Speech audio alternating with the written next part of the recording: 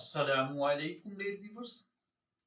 हमारा आज का मौजू व गुफ्तगू है किसी बैंक में करंट अकाउंट खुलवाना। आमतौर पर बहुत सारे लोग ये सवाल करते हैं कि क्या अपनी रकम को महफूज करने के लिए किसी बैंक में करंट अकाउंट खुलवाया जा सकता है या नहीं।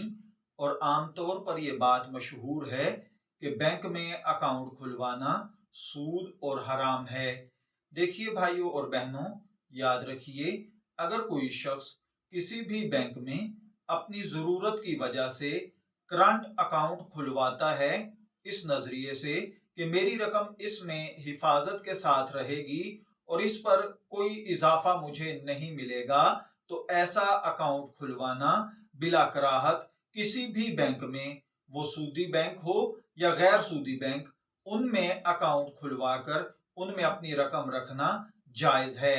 अलबत्ता नफा के हुसूल के लिए किसी भी बैंक में सेविंग अकाउंट खुलवाना या किसी और नाम से बैंक में अकाउंट खुलवा कर रकम रखकर उस पर नफा हासिल करना ये जायज नहीं है, बल्कि सूद है और सूद का लेना देना हराम है। इसकी बजाय आपको चाहिए कि रकम किसी काबिल एतमाद शख्स को बतौर मजारबत देकर नफा में से नफे की फीसद मुतय्यन करके हासिल करें, वो ज्यादा बेहतर है। मैं दुआ गो हूं अल्लाह ताला हमें इन बातों को समझकर इनके मुताबिक अमल करने की तौफीक अता फरमाए।